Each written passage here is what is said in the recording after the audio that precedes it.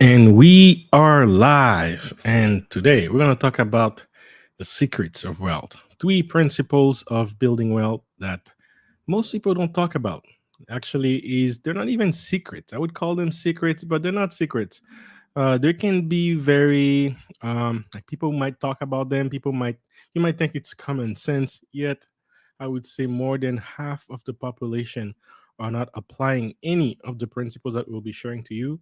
And today, I'm going to also mentioning how you can incorporate that in your own structure, building a wealth like guide to increase your wealth as much as possible. But definitely, copying rich people, right? That's what rich people are currently doing that nobody else is doing. So we're gonna be talking about all that after the intro. Hey, yeah, it's all about wealth engineering. Might be something that you're not used to. It's okay, cause I'm here to introduce you to concepts. Time to grow and make big moves. All about crypto, come see. Stocks in business, yes indeed. Got the info that you need. Hosted by my homie JC. Hey, yeah, wealth engineering. Stacking and stacking it up. It's time to generate wealth. Till you living like Scrooge McDuck. Hey, wealth engineering. It's time to show you the game. Till you living like Richie Rich. Till you ballin' like Bruce Wayne. Hey, you ain't gotta be an expert, no problem. It don't really matter where you at, just start it. It'll take time, hard work, and What's up, guys? This is JC, and welcome to the Wealth Engineering channel. This is where I create content so that you can learn how to make, keep, and multiply money in the world of cryptocurrency, stocks, anything that creates incomes, businesses. And we're going to talk about that today. What's up? What's up? I want to say first before I start, say hello to Peter Investor M, um, the loyal supporters of this channel, always one of the first members of our group, and always there to support. So thank you for being there early and dropping the like. And also Snuggle, how are you doing? Dropping the likes. Actually, no one. If I drop the likes, will you join in? That's what matters. Hello, hello. She stole my thunder. Hello, hello. How are you doing? So yes, guys, today we're gonna talk about basically things that no one talks about when it comes to wealth. They could sound like common sense. I might say it to you, and you probably heard it before, or maybe you never heard it, but it would be like, yeah, that's common sense, and yet no one is doing these steps, which is why more than half of the populations are not wealthy, and this is what the 10% of the world is doing. This is why only 10% of any population you go in the world, they hold 90% of the wealth. And then 90% of the population hold only 10% of the wealth. So that's basically how it is. And it comes down to strict principles that you can apply on your own life, regardless of your job, regardless of your current financial situation. If you apply the steps that we're going to be talking today, right now, you're going to see definitely a change in your financial health in the coming year. And then if you stay with discipline with those principles, well, a couple years from now, you're definitely going to be way ahead of where you are right now, where you could actually be on your way to financially independence, right? So that's exactly what we should try for: financial independence, where you have all your assets paying for your liability, paying for your lifestyle. And this is definitely something I wanted to talk about. Salute to you, Alistair Ryan. Thank you for the super sticker and for supporting this channel with the $4.49 super sticker. Thank you very much and really appreciate you for doing this, sponsoring this channel today. Let me mark it down. And also, yes, guys, so we're definitely going to jump into that. I'm not going to keep this stream long because, as you see, there is daylight outside. It's the summer here in Montreal. We rarely get summers, and the summers are very short here. So I want to make sure I get enjoyed. But I just got out of the gym, which is basically in the basement, and then I'm going to jump in the shower and jump outside right after the stream. But I wanted to still be committed to the stream. Make sure that I join every Wednesday at 8. So every Wednesday at 8 p.m., I'll make sure to make some time here and cancel all the other appointments I may have toward the time to join with you guys here today. All right. So before we jump in, I wanted to mention very quickly, we're going to do a quick recap on what's going on in the market. You probably heard a lot of a lot of what's going on here. Stock market still not doing so great, right? It's still we're not hitting anywhere close to the previous all-time high that we had. This is the S&P 500. We were going doing well last year. Now we on the way to a dump. We're hearing the words recession more and more often, right? So this is a problem. More recessions are coming more and more often. And remember, guys, the definition of a recession is basically when you have two consecutive quarters of a bad GDP performance, right? You have you don't have growth for two consecutive quarters, then it's a recession officially, and we're actually heading towards the end of the second quarter of the year. So we'll see what's going on. So it seems that the market is kind of like hesitant in a way. They're getting ready for a big announcement, but the people that knows, they're sounding the alarms, and that's what we're seeing right now. We're seeing that we had a drop. The market is starting to go sideways on a shorter term periods, and that's what's going on right now on the S&P 500. And then this is a volatility index, so we're kind of not as volatile as it used to be in the last couple of weeks. This is a weekly candle, guys, so at least it can show you the whole trend for the week since last time we talked. And you see like a lot of the charts are have the same pattern. This is the Nasdaq, same pattern where it was going up and then now it's going down, and it's kind of like building on head and shoulders. You don't want that. But hey, the dollar, well, the dollar was doing good in the last couple of weeks, and now it's slowly down.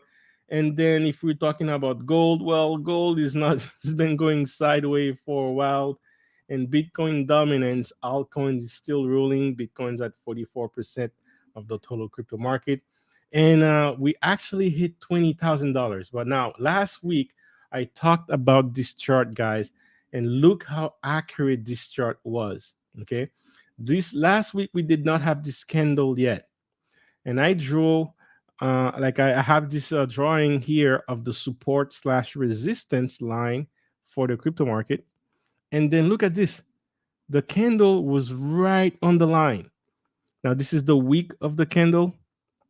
And then this is the solid part is the body of the candle. And the body of the candle is right on the line. So our prediction was right on touch. And trust me, guys, I don't think it's done. I think it's going to form a bear flag, meaning it's going to drop.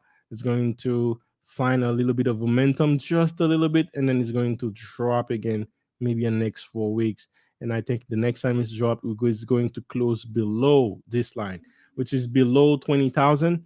And once we close on the weekly candles below 20,000, we can definitely expect to see a drop all the way down to 12,000 for Bitcoin. So the market, bear market, just started, guys. Especially if we have big macro aspect of the economy saying that hey, we are in a recession.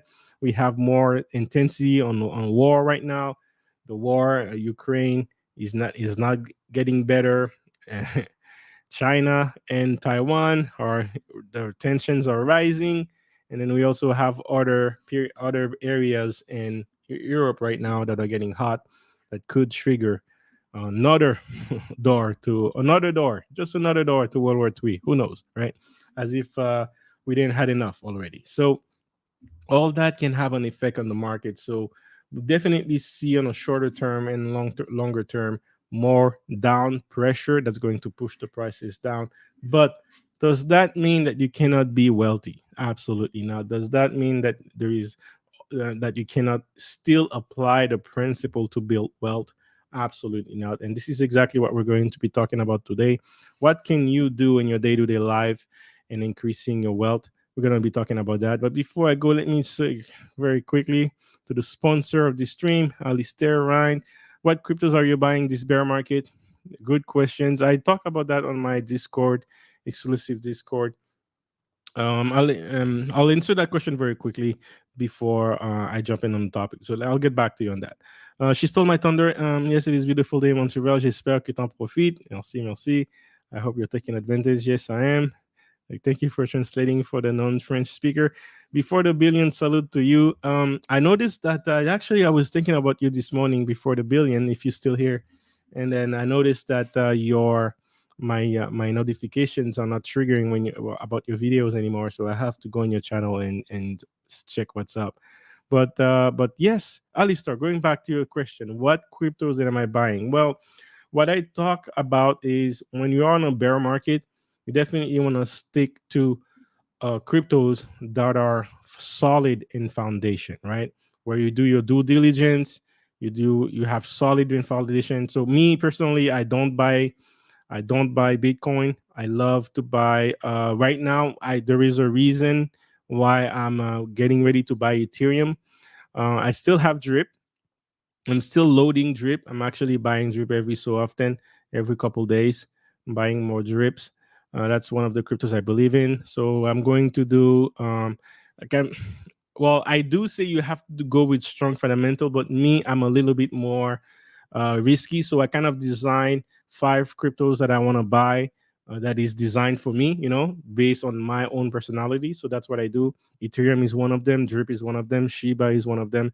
And then I have Theta, right? I love Theta, T Fuel. There is also VRA, right? These cryptocurrencies are huge. Mana, right? So these also cryptos that I'm getting ready to buy right now.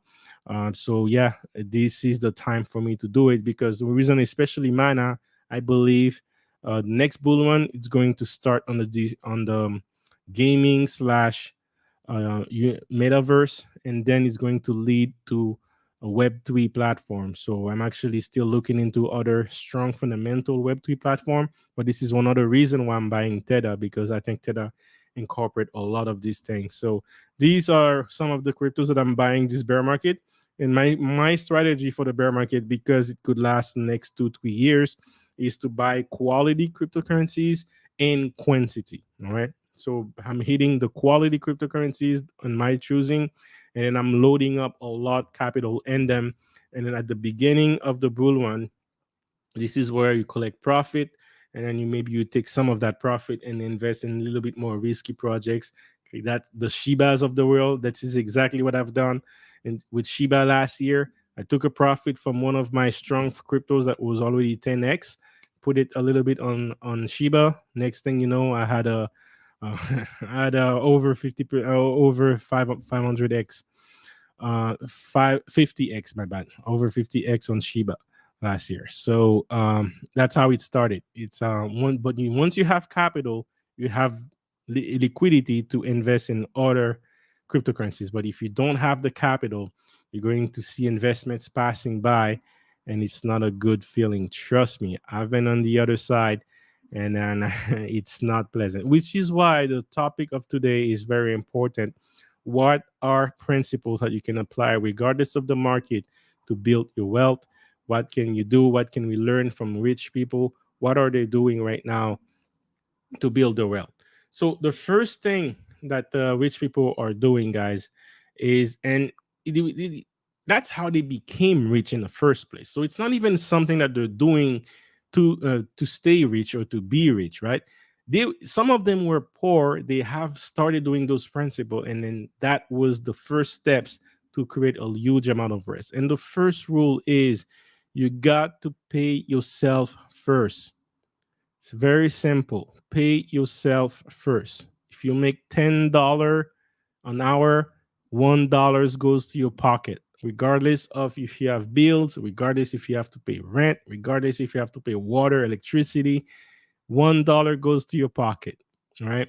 If you start applying this rule, it's going to be of in what every let's say every month you get $10 an hour or $10 a month. Well, in 10 months, you actually save up $10, which will be 10% of your profit. This is the absolute bare minimum that you should have. If you're not practicing this, chances are you are not wealthy. And by wealthy, I mean not necessarily being wealthy rich. It means having more money than you need over a long period of time. That is the definition of wealth, having more money than you need. So how much money do you need? You can calculate that based on your living expenses, right? Maybe your living expenses are $3,000 a month, right? That's okay. Half of that could go to rent. Another percentage of that is going to go to groceries, pay electricities, car insurance, etc., right? So these would be your living expenses, and this is the bare minimum that you need to live, right? So what you could do is if you can save up at least $3,000 in your bank account, then at least that allows you to pay your living expenses for another month. If you save 6,000, you have you're wealthy for 2 months. If you end up saving 30,000, then you are wealthy for 10 months because you could essentially ride on your savings without leaving, without paying anything, or sorry, without getting any income, and still be able to have the same lifestyle. So that would be wealthy. Wealthy is a function of time depending on what you can pay for. So, um, small thing you can do. How do you build up that portfolio that allows you to buy more time? Right, is to pay yourself first. The bare minimum is 10%. And me, I say if you're really serious about building wealth, you should bring that up to 25%. Okay, 25%. That is the bare minimum for me to really make sure that you're serious about building wealth, but it's not always easy to do 25%. All right. But one thing I notice is because I try different strategies so that I can get more experience. But when I do 10% of my income, you know what I notice? 25%, you have to cut your budget a lot. Like you feel the 25% going in your account. I mean, you're happy to see that it saves, but it's feel like it's your lifestyle is really going to change. Like it's like you cannot keep the same lifestyle and then be able to save 25%. At least not for most people, especially for millennials, people our age, early late 20s, early 30s. Definitely something you can help with.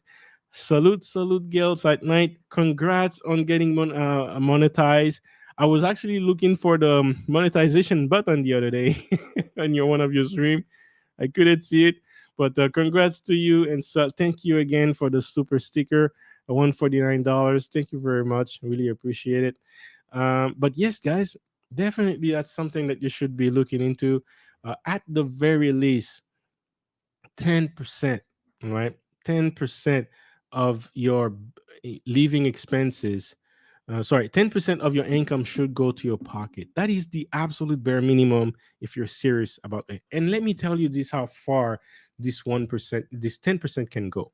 So, what the rich people do, guys, is not only they save the 10% minimum, but they invest that in assets that are getting, let's say, a ROI. They're trying to get a higher return on their initial investment. Okay. So if you get $100 for the month, hypothetically, and then you put $10 in your pocket, hola, the intentional millionaire, salute, how are you doing?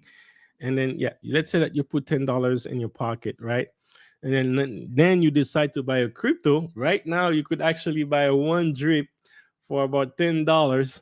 So you could literally go buy a one drip and then one cryptocurrency is for $10.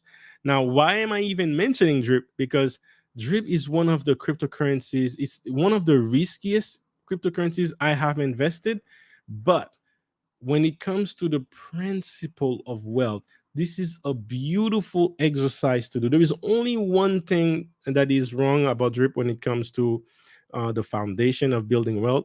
I'm going to tackle that later. But any other principles that we're going to be discussing today, drip has it, guys.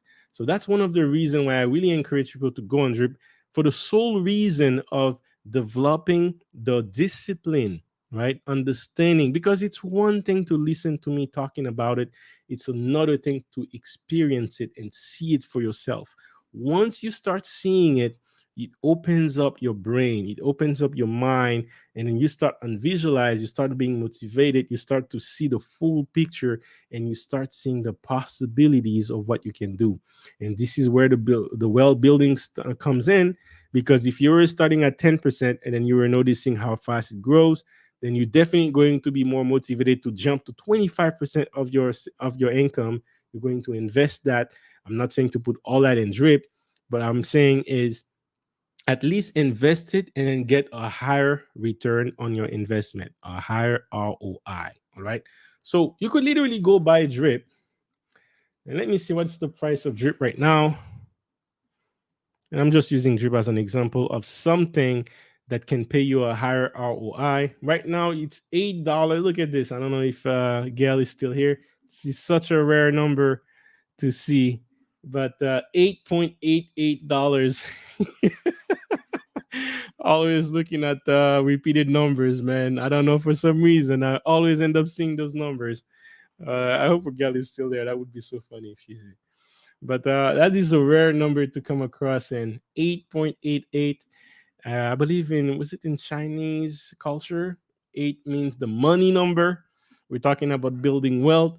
And then out of coincidence, we see triple eight showing up here. So, guys, you could literally buy one drip at $10 at $8. So that means if you were saving, if you were getting $100 and then you basically had $10 saving, you could buy one of these cryptocurrencies for $8 and you still have a dollar left, right? Now, what you can also do in these cryptocurrencies is you can invest it back and it's going to pay you 1% per day, right? It pays you 1% per day. And again, and then you can reinvest that 1% back into the cryptocurrency so that you get another 1%.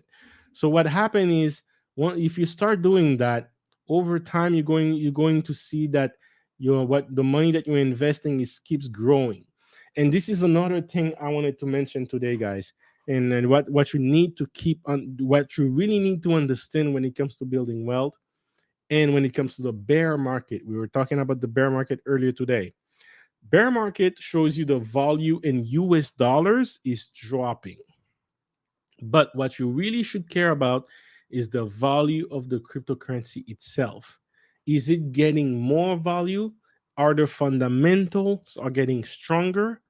And also, if it is getting stronger, then what you need is you need to load up on those cryptocurrencies and then increase the quality, the number of cryptocurrencies. Last time I showed you my portfolio, I probably had 150 drips, right? Now it's I probably have double that.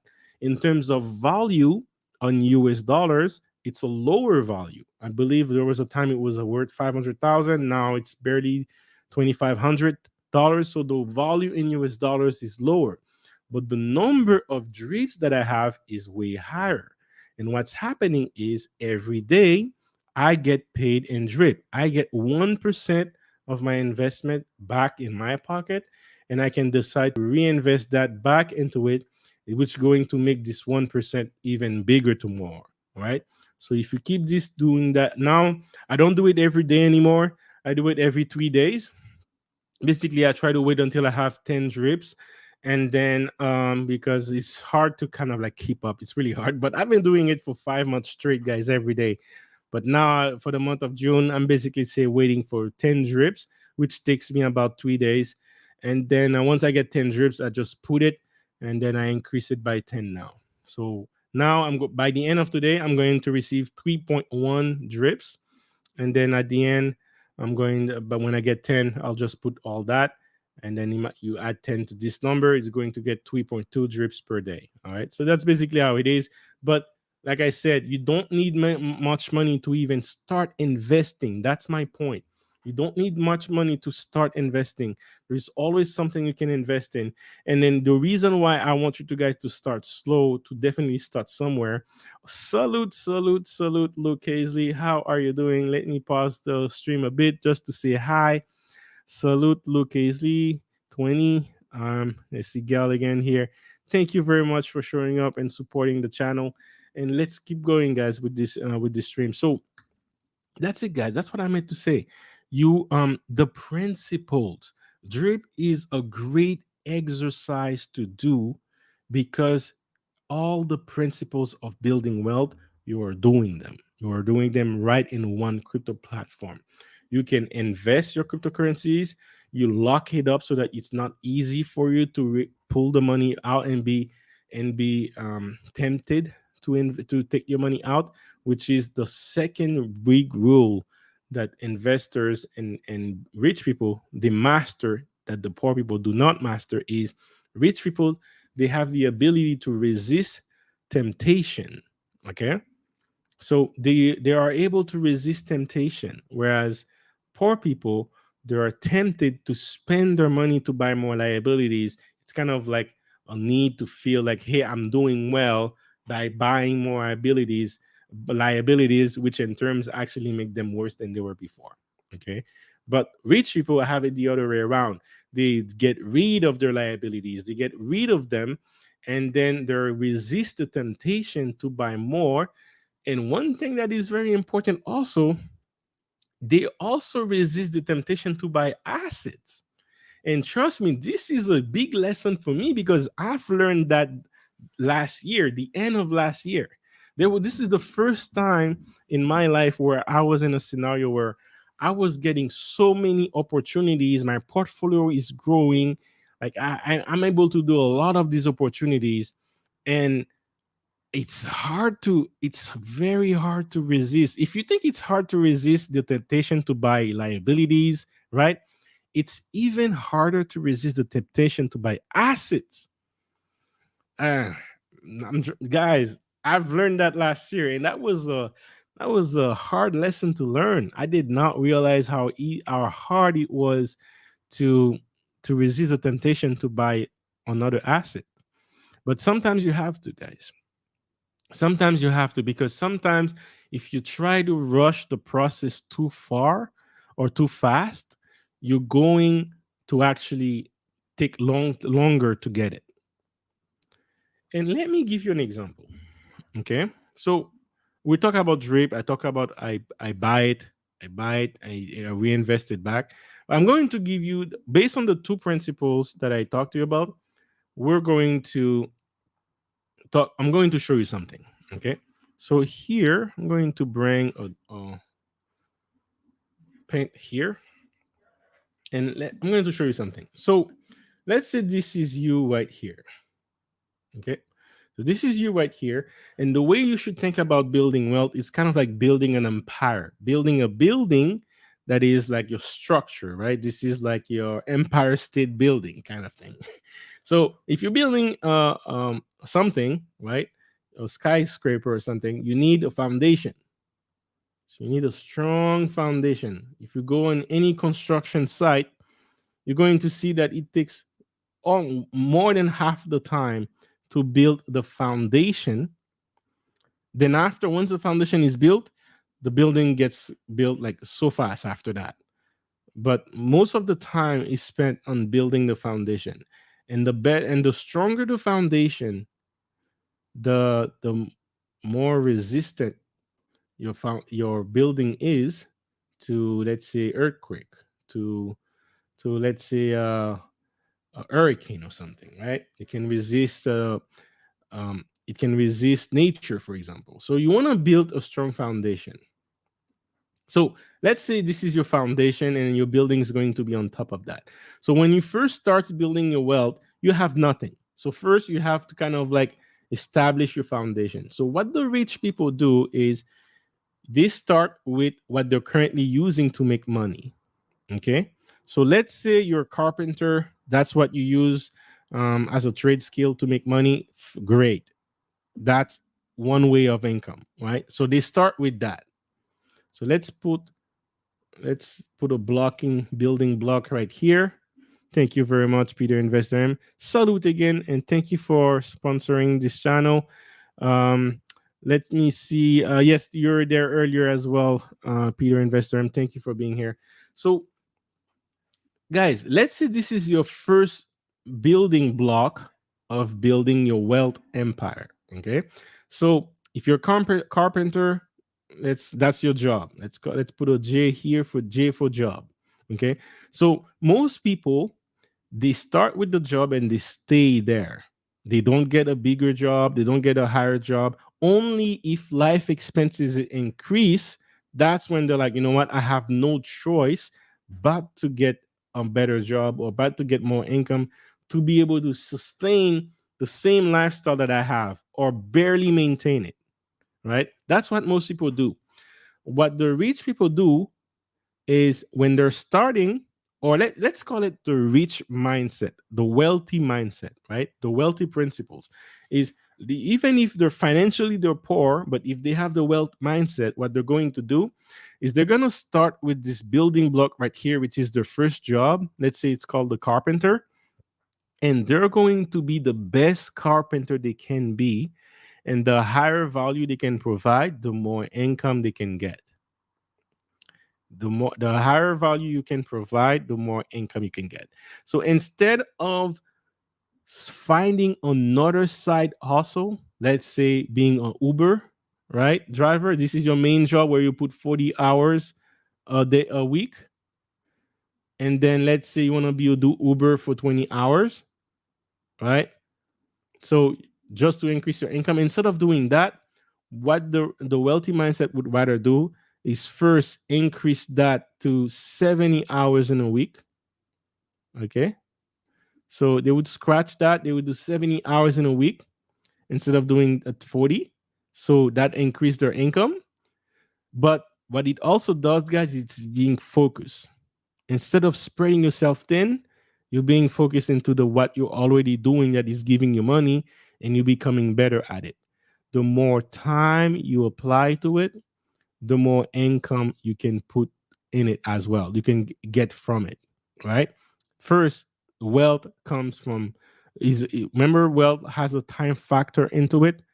So it's the same thing. You exchange time for money more ways than one, because even if you're wealthy and you have your portfolio paying your living expenses, you're still basically um, holding your wealth. You're exchanging money for time. Instead of spending the time, you basically use the money to do that for you, right? So it's still the same exchange time for money, but the other way around.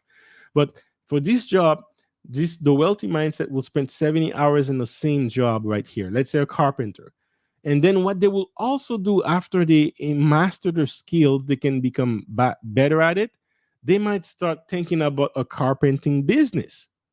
So now they can say, hey, I'm good at it. I'm very good at it. I built a reputation. I put 70 hours instead of 40. I'm working almost twice as much than the average man. So I can teach my skills to someone else and then basically use my reputation to leverage the other persons to get them more work. So now imagine you're still working 70 hours, but it's very hard for you to increase that time. And then what you start doing instead is maybe you hire a part time for 20 hours, right? So instead of spreading yourself from carpenter and then Uber on the side, that still adds up to the time. Now you focus on the carpenter, you stay in there, and then you're trying to scale it as much as you can do it personally, and then you try to scale it by leveraging other people. So you get someone else for another 20 hours. Maybe you can if business is going well, you can hire someone else, right? And then you have one customer, you put it to this guy, another customer, you put it to this guy, and then you are still doing 70 hours, but some of your time is managing other people. So now what happened is your 70 hours, you just increase that to, hey, now it's 90, now it's 110 hours per day. Overall, you're controlling 110 hours per day that you can exchange for more cash, right? So that's what the wealthy does. First, they put the time in. They scratch the 40 hours that the most average men do. And instead of spreading themselves thin by finding another side hustle, they would rather put more time into what they're currently doing, regardless of what it is. If it's a garbage man, they would put more time being a garbage man. But their mindset is, how can I get a truck, a garbaging truck, and start my own garbaging company and get the contract for the city? And the city is a constant source of income because they have endless trash on the streets. I'm going to have a wealth of trash in the streets, and then basically I can hire someone. Even if I have one truck, I can hire someone to drive that truck for me, save the money, buy another truck. Now I have two trucks, and then I basically double my workload and reduce my time at the same time. So that's how the wealthy mindset work. They start with the first job they have, regardless of what it is. If it's a McDonald's job, well, they're thinking about how I can buy a McDonald's franchise, right? They don't stay limited in the job. They don't complain. They don't ask for more salary. They increase their value by increase the time they allocate in this business. And then what they were doing also as they're collecting money, guys, remember the first rule: The first rule of building wealth is you got to pay yourself first. So not only you increase your time, which in terms increase your income, personal income from your job, then maybe you do side business on the same field, you increase your income that way as well. You're still collecting that 10% bare minimum. 10% of your income goes to your savings, bare minimum. Now, if you do that at $40 an hour, right? Or you work 40 hours for the if you do that at 40 hours for the week, you put 10% saving. You increase that to 70 hours in a week. So that 10% is already more. And then you increase that to 110 hours for the week because you hire people to do the job. That 10% is more. So the percentage is still 10%, but the amount of dollars is increasing. All right. So the next step, so to bring it home, these two principles are crucial because if he was tempted to, hey, maybe he wanted to buy another car, right? That's a liability. Maybe you wanted to start a business of photography with business with your cousin, right? This is still an asset. A business can still be an asset. Maybe your cousin is a photographer. He needs a salesman. You could be the salesman for him. You manage the business side. He managed the service. That's a great business right here. But your first job was a carpenter. So what you're happening is you're spreading your time between carpenting and photography. Versus if you're spending most of the time in the carpenting business, what's happening is not only you getting your income higher, but you're also increasing your skills, you're also increasing your experience, and then you're learning from different way. You're learning how to manage people in the carpenting business. You're probably learning how to get woods and cheaper in different places because you're running a business. You want to reduce your cost and increase your margin, profit margin. So you're becoming a specialist, and this is very important, guys. Let me look at you in the eyes. As I said, this is very important. You are becoming a specialist, an expert in your field. So, first, you started with a bare minimum job, carpenting business. Sorry, just a carpenter. We were begging for jobs. Maybe you're outside of Home Depot looking for a job, right? Like a Mexican immigrant or something. Like maybe you don't even have your papers, and that is the only job you can get. But you put 10% of that income in your pocket, and then you leave with 90% of your income. You pay what you have to pay: rent, cars, etc., food. But what you're going to notice is if you spend 100% of your money coming in, you spend that to buy liabilities, and then you spend 90% of your money coming in, your lifestyle won't change. You're still going to have the same exact lifestyle. You will barely notice the difference. Yet, over time, that 10% that you're saving is going to have massive impact on your wealth and how much time you can allocate to take off and then reinvest your money. Because to reinvest, you need capital. So you have to save the capital somewhere. So the bare minimum, guys, is to pay yourself first. Bare minimum 10%. Absolute bare minimum. This is something I want you to start doing on your next paycheck. Before you're looking at your bills, guys, before you're looking at your bills, I want you to take 10% of that paycheck, put it into somewhere that we're never going to touch it. And then whatever money is left, I want you to pay your bill with it. I promise you, you will be able to pay every single bill, no, absolutely no problems. And then you will be able to live your life normally. Do the experiment right now if you're not doing so already. Once you do that, guys, stay don't get tempted. Don't get tempted on buying liabilities. Don't get tempted also on buying more assets because you're not necessarily ready for it yet. Instead, spend the time and increase the income on what you're already doing and become an expert in your field. Right? People that are making higher incomes tends to be the experts in any field. There is always a small percentage of the experts, but the experts, they are the small percentage, but they make more money. So by focusing all your attention, all your time, all your energy into one field and find different ways to increase your income, whether you spend more time, whether you leverage other people in that same field, you're slowly becoming an expert in that field, which in turns allow you to make more income faster. All right. So that's exactly what I wanted to do. It is more valuable to increase your knowledge by staying in one field versus spreading yourself thin and starting two different businesses in two different fields.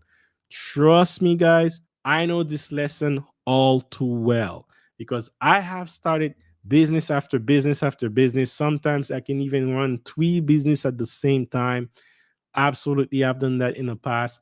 So this is what I'm telling you, and I've done it the other way as well, where I focus some of my most of my time into one thing that is giving me money, increase my skills into that thing, and see my income flourish and give me more capital to invest in. All right. So that is what the rich people are doing, guys. Okay. The rich people, they're starting with one source of income, and then they're maximizing the opportunity, the income that they can make from this one source of income. Okay. The second thing the rich are doing. Now, here is what is very important. One of these, any one of these secrets or whatever you want to call it that I'm giving you, if you start applying this in your life right now, next year will be different for you. But if you start applying all of them at the same time, next year, regardless of the bear market, guys, you're going to do very well, right? Whether the stock market go up or down, you're going to be very well because those principles are always good. So the rich people, guys, the wealthy mindset, what it does is it works on building foundation. So let's say this is the first layer of your foundation, right? And let's call that first job that's giving you income first. And then we're going to call that job. It's giving you an income, right? So they're going to master that, become an expert at it. So by that time, they become an expert, and maybe they have a business that allows them to exploit that expertise for more income in exchange for dollars. Okay. So, expert. Then, what they do is while they're being an expert, they're saving at the very minimum 10% of that income that is coming in, that expert money income, right? This is 10%. Sorry, guys, this is extremely bad. 10% of that money is going somewhere to your saving account. It could be something that is not doing anything. And right, guys, if you don't know what to invest in, don't invest in anything. Right? Don't invest in anything if you don't know what to invest in. Learn. Learn about investing in your part time. If you're working 70 hours a day, 70 hours a week, sorry, well, put another 5 hours a week within learning on investing, learning about wealth. And then shout out to Wealth Engineering because that's what we do. We teach people how to everything they need to make their first investments successful. So definitely the first everything you need before you make your first investment. That's what we talk about. So check the website if you're interested. Wealthengineering.ca. Full detailed course right here. But guys, 10%. Right? All right. I'm trying to make a one. my one suck. Let me know in the chat if you think my one suck. But I'm just going to do a bar like that. How about that? This is a one right here. There you go. 10%. Okay. So the next thing they work on is they work on the second layer. After they put the first layer, they try to work on the second layer. So the first layer is mastering the job and become an expert at it and save 10%. The second layer of their wealth is to take that 10% and invest it. Okay. And we're going to call this type of investment foundation. We're going to call it foundation. investment. Now, this is very important, guys, because some people they know all this, but they don't know it at the right time, and they don't apply these steps as they're building and they're thinking about the future, which caused them to make some money and end up losing a couple months later, right? So they work on their foundation, and we're gonna call it foundation investments. Okay, because we're talking about building a building here. So this is technically still part of your foundation of wealth, but foundation investment. Okay.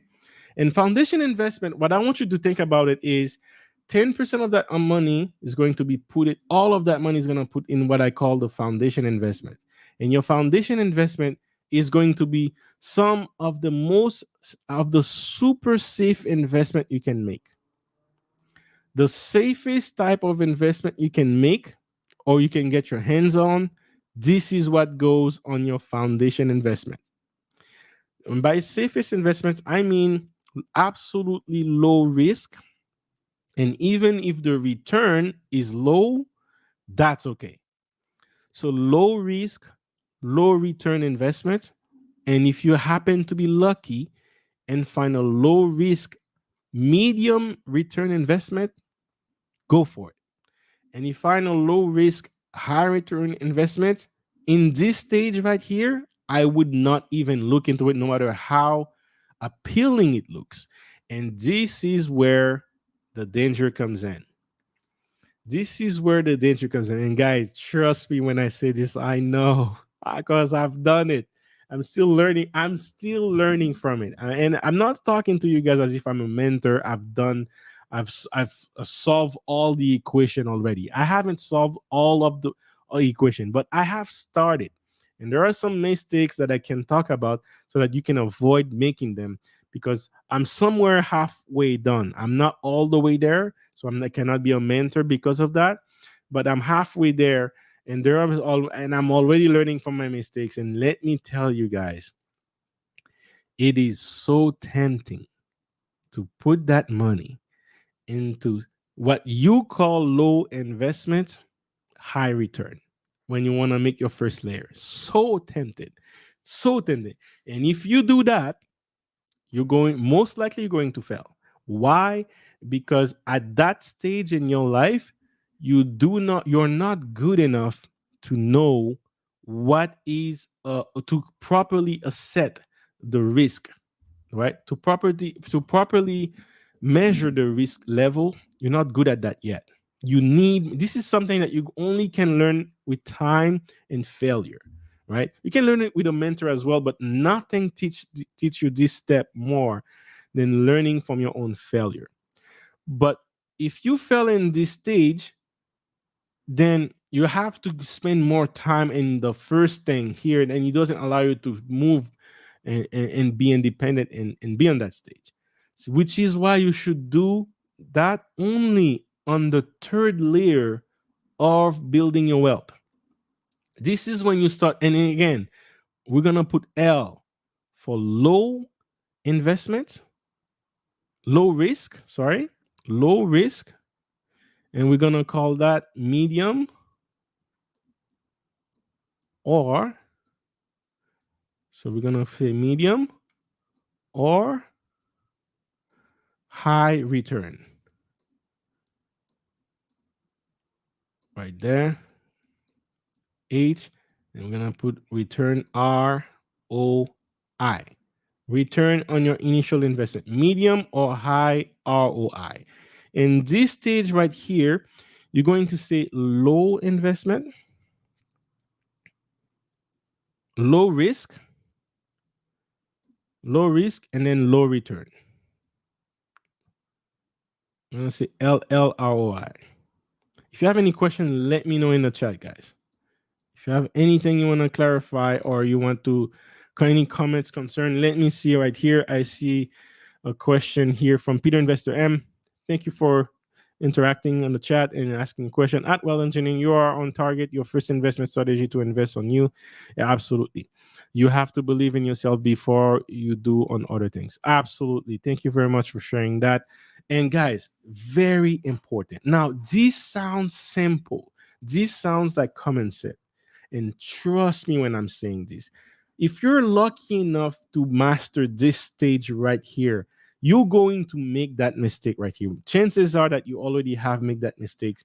And if you haven't done so, you will be making that mistake. It is extremely hard to resist the temptation to not go into our, well, let me put it this way. Depending on your personality type, me, I'm the type of personality that is very comfortable with risk. I'm actually too comfortable with risk. I'm scary comfortable with risk. It's actually scary. So for me, it is extremely hard to go on a low risk, low ROI. But this is something I have to actually listen to more podcasts. I'm trying to rewire my brain to go against my nature. So this is how hard it is. But I have to do it if I want to build wealth. I have to rewire my brain to go against my nature to kind of like so that this stage right here can become a reflex. The low ROI, low return, low investment, right? Low risk, low return on your investment. I have to make this a reflex. And then now remember, this is an ROI. That means if you put $10 in, right? If you put $10 in, maybe you got $2 back. This is a low ROI. 20%. Well, 20% is not low. It's pretty good, right? So $2 back. But what you do with this $2 right here is this is what you put here. Okay, you don't put the $10 here. $10 stays here. You put the $2 here. And then you have $1, the $10 part of your foundation investment, and then you keep building that. Now, if you want to be super secure, you don't even try to build this yet until you have 3 or 4 proper pillow that you can rely on, right? Can like pillar of your wealth. You want that 4 of them here, meaning you have one cow that is printing money for you, and maybe that $2 you don't want to put it here yet. Let's try to remove that here. You don't want to put it here yet because that's too fast. That's trying to rush the process, right? The stronger your foundation, the more it will be resistant to anything that can happen, such as a war, inflation, maybe a combination of both, maybe, right? Maybe depression. So what you do is you build another pillar. And maybe this pillar, you put $2 and you try to multiply that. You get $2.10. And then you maximize that until you get $10 there. Now you have $10 here, $10 there. And you try to create another pillar that increase that to $10. And then you have basically $40 of pillars that are working for you. And then maybe at that stage, you start looking at this stage right here and say, you know what? Let me start taking a chance and take the profit from all 4 and start putting it here. But what happens is now, instead of having $2 in one pillar, you have $2 in 4 pillars. So your third phase is growing faster because you took the time to develop the other pillars very well, and it's giving you money guarantee because this is the low risk, low return type of investment. Understand? So the chances for you to get your money in those investments are much higher than getting your money here, getting your money back here. So this is not the crypto type of investment you make here. This is, and here you might consider the crypto type of investment because the crypto type of investment is a high risk, high ROI type of investment. It is something that you might be tempted when you're doing your jobs. You put the money 10% saving, and then you put all of that in cryptocurrencies. You're starting to see where I'm going with this. You see how tempting it is. Now it is not tempted right now because we're in a bear market. But remember last year when you were hearing Shiba was going to the moon, when you were hearing Safe Moon going to the moon, when you were hearing people making 100x in their cryptocurrencies in 2 weeks. You're telling me that you're not going to be tempted to do this? Many of you, I know for a fact, only came to me after you heard madness happening on cryptocurrencies. And let me put myself, let me let me look at you in the eyes. I said this. I know for a fact many of you only started being interested in cryptocurrencies because you heard madness, like 100x in your money. Some people put $1,000 in and became millionaire. Like I know someone who literally their portfolio hit $1 million and they only put $3,000 in. That happened within 2 freaking weeks. That person is not someone I know. Show it to me, right? Show it to me. Their portfolio hit it. Did they cash out all that? That's not what I'm saying. But at least it hit that big number, $3,000 million.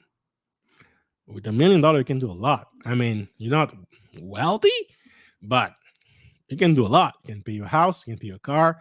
If you have your house paid, your car paid, it gives you a lot more money you can put every month back to your savings, back to investing, and it multiply your wealth way faster, right?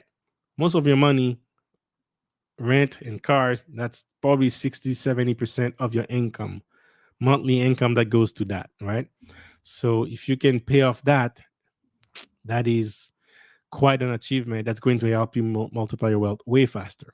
But let me recap, guys. Let me recap. Salute, Wally. Salute. How are you doing here? Alistair, how are you doing? What are some examples of the low risk, medium reward investments? Great question. Great question. Now,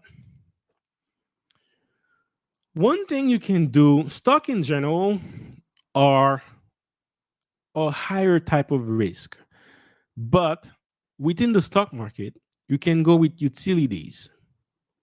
Utilities is actually a great medium type of investment with and when it comes to especially with dividend, because you can get high return on your investment with dividends on those type of investments, but they're not growth stocks, meaning they're not going to fluctuate on the upside high. They're going to stay pretty much sideways. They might go up a little bit, down a little bit. They might also go up and then down and then they stay down, but they pay dividend high. So I like these utilities. We're talking, and by utilities, I'm talking about electricity companies, nuclear companies, right? So these are great type of investments to make because if you want to start, everybody wants electricity. Everybody needs electricity, right? Another thing you could do, this is a secret that I mentioned that last year to my students, but I'll mention that here as well because you asked great question, and you're also one of the you still are actually the one of the sponsor of this stream. So thank you for that, and for that reason, I'll share that with you. Um, I don't know one of the things I started looking into, guys, as a low risk slash medium risk, not even medium, low risk, medium return on your investment type of deal is homes that take cares of old people, right? Because 10,000, we have 10,000 baby boomers that are reaching the age of 65 years old, right? We literally have a problem in a population where there's a lot more millennials than there are Generation X, right? And sorry, not millennials. There's a lot of baby boomers there, and there are Generation X. So there is a dent somewhere. And then the thing is, the Generation X right now are at their highest income stage in their life. Around 45, 50, this is where you're going to make the most money in your life. After that, it's downhill from there. Going to be sick more often, going to have to go to doctors. You can keep up with the same hours. Over, right? It's over for you. But 65 years old people and 70 people, then they're using government assistance. They're good. They're retired. They cannot keep up with the same hours. They're basically a burden to society.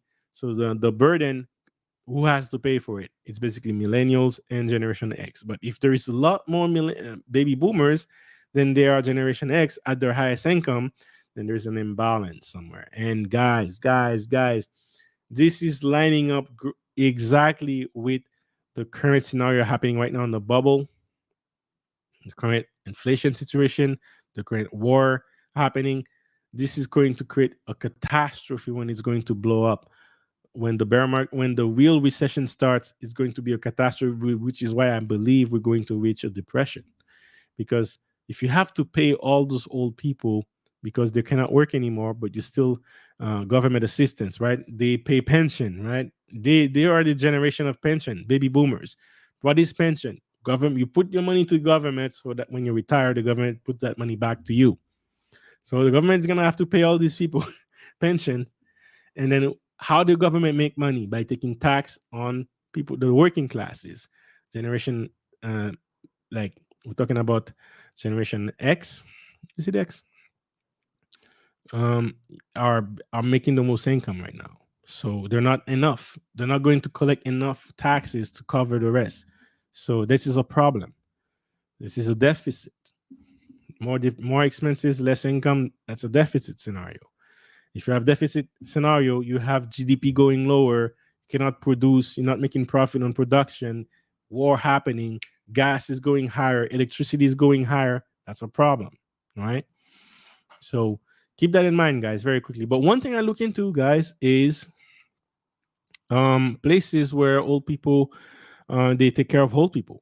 And you can find that in the stock market as well as REITs.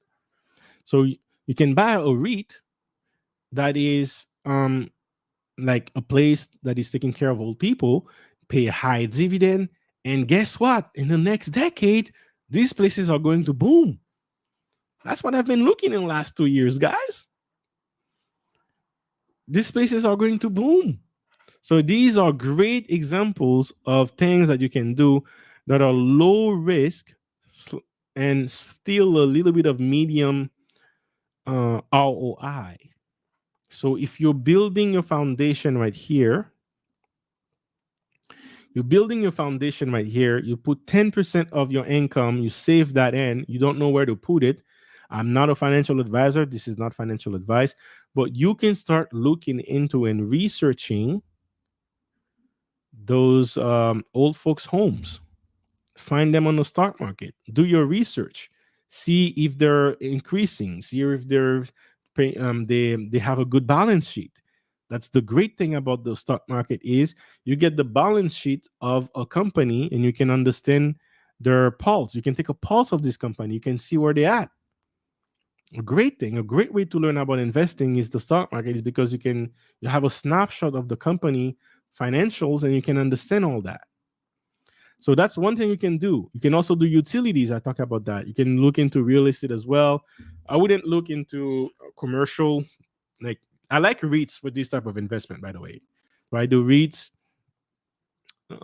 for this, and you can look into all that. I wouldn't look into commercial like mall. I wouldn't look into mall. They're not a good deal for the decade. They might be converted into stations like data centers, right? But hey, maybe that's something you might look into. Data centers, maybe there's a REIT, maybe there is a growth company available in the stock market that is a data center. This is where information like Cathy Wood, big ideas for 2022. This is where informations like that are important. This is where these information like that are valuable because it shows you snapshots of where the trend is going in the future, and you can line your first layer, low risk, low ROI around that, around those fields that the future is bright on. It's not the time to invest in commercial real estate, and by commercial real estate I mean malls, because most people are not going to mall anymore. They're going to mall to try out the shirts and then they order it in Amazon. Amazon is growing, malls are decreasing. They're closing.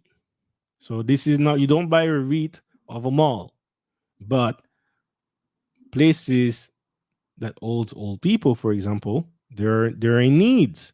Why? 10,000 baby boomers are reaching 65 every day. So that's what I'm saying. I hope that answers your questions. There are, this is just two out of my mind. There are plenty of other investments you can look into. Um, but try to go with something that pays with dividend, that is doesn't necessarily go higher, not like the Teslas of the world that goes very high and then goes low. The higher it goes, the lower it will go. For this type of investment that goes here, you don't want things that fluctuate much. You want things that stay steady, sideways, things that people always need. Like, for example, toothpaste. This is a great right? It doesn't need to go high, it doesn't need to go low, but every time of the year people will need toothpaste.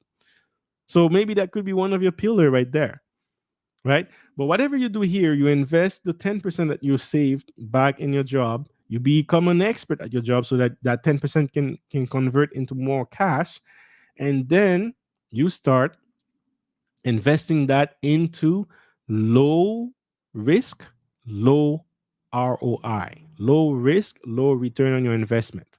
You built one pillar. Maybe that's one stock.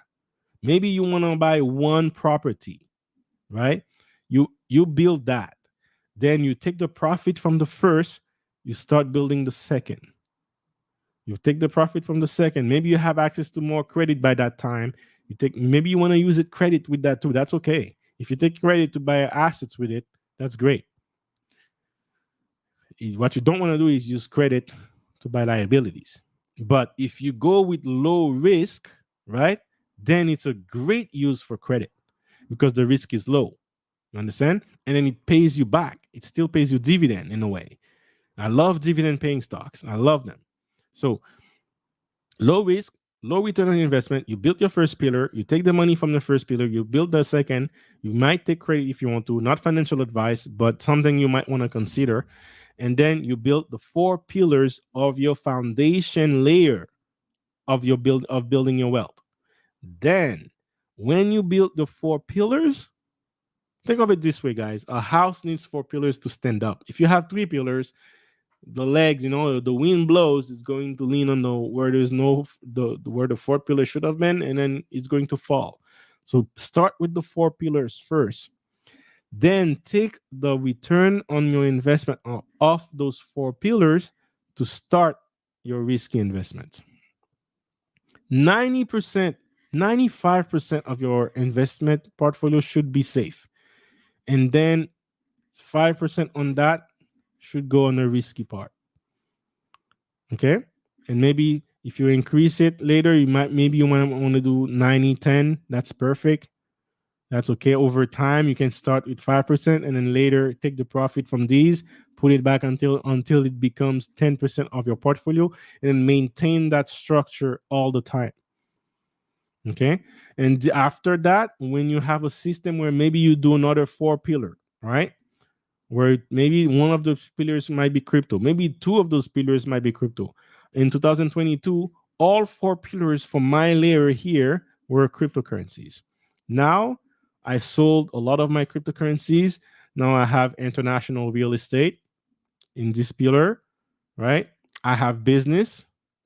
My business is not too profitable yet, but hey, one day we'll get there. So right now my business is kind of like a money pit, but it's a pillar. It's a pillar, and I'm looking at cryptocurrencies again. But this is only the third layer of my wealth building foundation.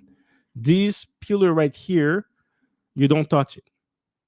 Okay, you don't touch it, and you build. You take your time to build it, and when you building it,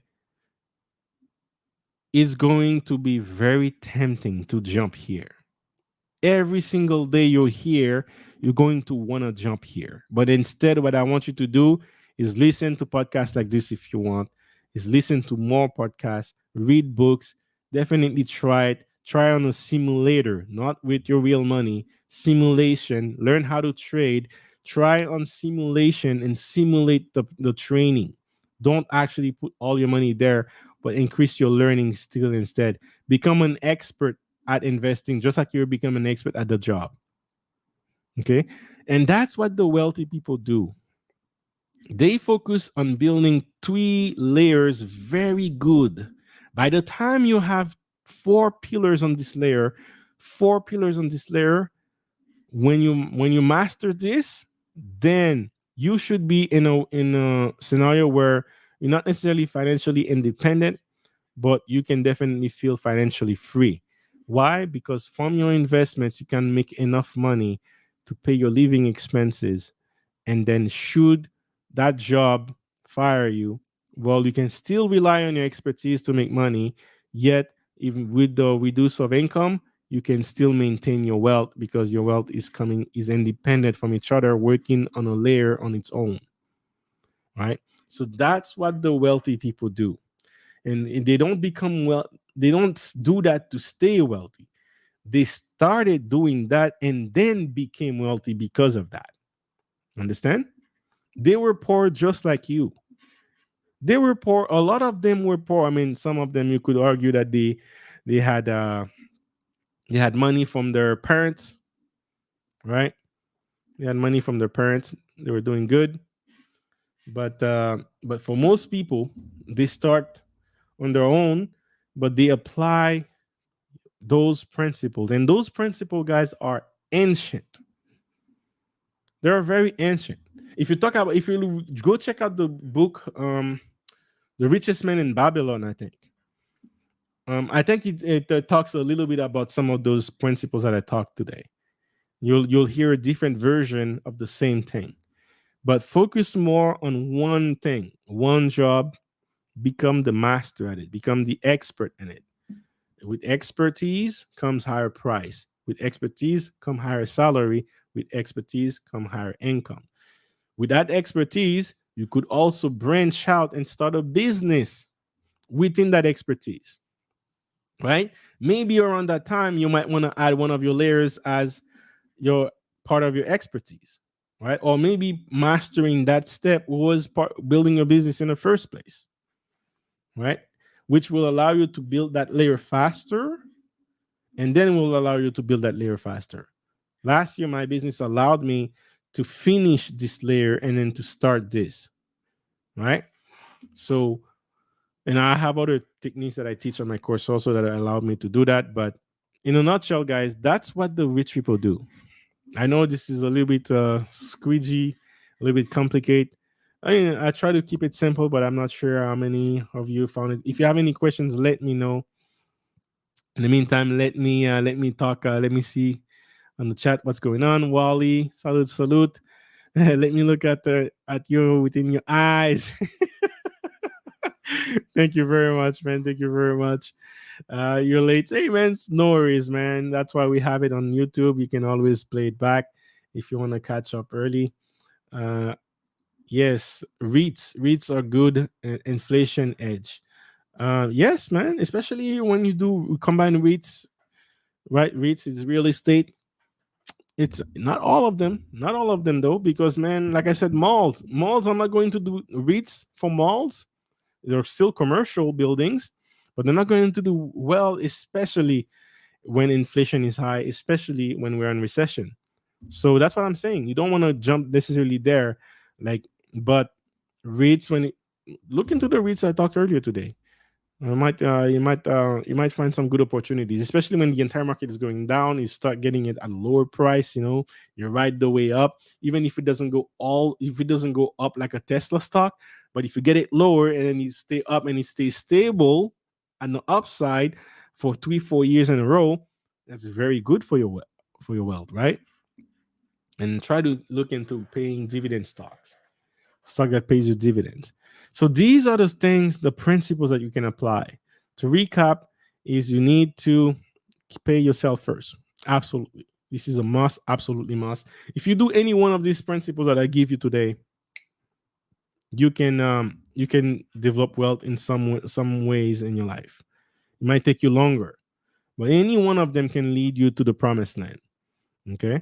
But when you start combining all of them at the same time, you create a recipe, a power for you create a power to really multiply your wealth way faster, right? And always be learning new skills. If you become an expert at your building, at your business, learn new skills in finance, for example, and how to investing. Learn how to invest that money more easier instead of paying someone that's not necessarily in a big interest to do it for you. Learn it yourself. All right. So that's basically all I wanted to cover today, guys. Great stream. We covered a lot today. I'll make another stream next week at 8 p.m. So if you can make it, definitely come join and support. Thank you for everyone who sponsored the stream right here. Shout out to Alistair Ryan. Thank you for your question as well. You have great questions. And thank you for participating. Thank you, Gail. And again, congrats on being monetized. YouTube is a business, guys. And then Gail was able. She put the work in. She put the time in. She became an increase. The more time she put in, she became better at it. Right. That's the where the expertise starts to develop. And then now she's monetized. But it took a while to get there. But she's finally there. So shout out again to the best moderator online. And then again, another expertise right there, expert moderator online. And shout out to her. Shout out to you, Peter Investor M. Thank you again for your support and always here to. I love your comments. I always see them, and then they motivate me to come back here and do these streams for you guys. So I hope you guys enjoyed this stream. I promise I wasn't gonna keep it too long, and I hope we talk a lot of the principles for building wealth. Share this stream if you took any value on this stream right here. Make sure you hit the like button. If you want, you can write a comment after this video is published. But definitely share it to more people. We need more people to start talking like this, to start thinking like this, right? We need critical thinking in building wealth, right? We need different ways to apply the same ancient principles with the modern times, right? Maybe you can, by sharing it to other people, you can engage with your friend, start raising the level, the IQ of your conversations with your friends. And if you can do that with 5 friends, you will bring other people along with you on the ride, because the ride to the top can be lonely. But if you can bring it together with you guys, then we can all be at the top. Of course, that you cannot do that for the entire city, but hey, maybe you can be part of that 10% that holds 90% of the wealth. And how do you acquire 90% of the wealth? Is by doing exactly what I just taught you right here, by building pillars of wealth, right? By building foundations and layers of wealth. The more layers you have, the more wealth you acquire, the more influence you have, and you can actually make changes in what you want to see in this world. And lastly, before we close, comments from Peter Investor M. More wealthier people are made during the recession who can capitalize. And I love the way you wrote it, my man. Shout out to you, Peter Investor M. Capitalize, right?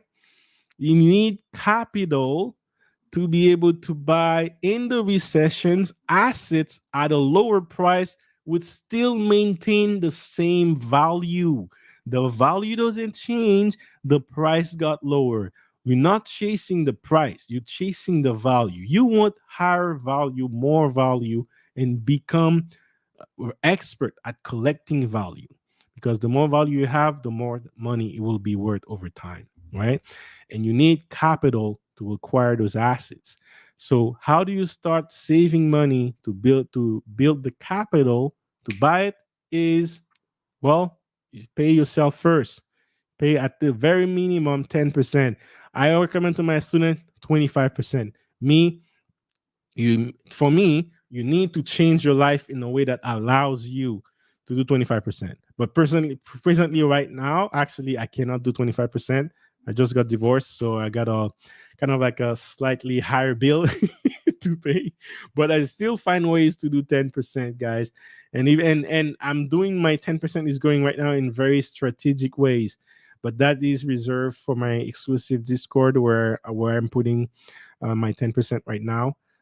But if you follow my course, you will have the answer to this question. And but the very strategic in the time and place and what's going on in the world right now is benefiting me in a way. And that's where my 10% is going. It's going to multiply way faster than leaving it here. And that's what I'm doing right now, guys. So, and again, I encourage everyone to actually try, even put $100 on drip. Just try to do this thing because drip is I would say risky. So we would be on the third layer that we talked today. So let's say, so the drip strategy is you put a portion of the 10% and you put it right here, right? And that means you're skipping here. The reason why I'm saying try it anyway is because drip is paying you 1% per day. So that 1% is going to give you the training to see the big picture by putting that 1% back into the deposits where you can invest it over and over again. This is by doing this exercise, you're going to realize the power of reinvesting back your money to make more money, and it's going to give you more juice, right? More motivation to build that foundation as strong as you can. Because it's one thing for me to say it, it's another way to see it. And if you see it the faster you can see it, the faster you'll build this.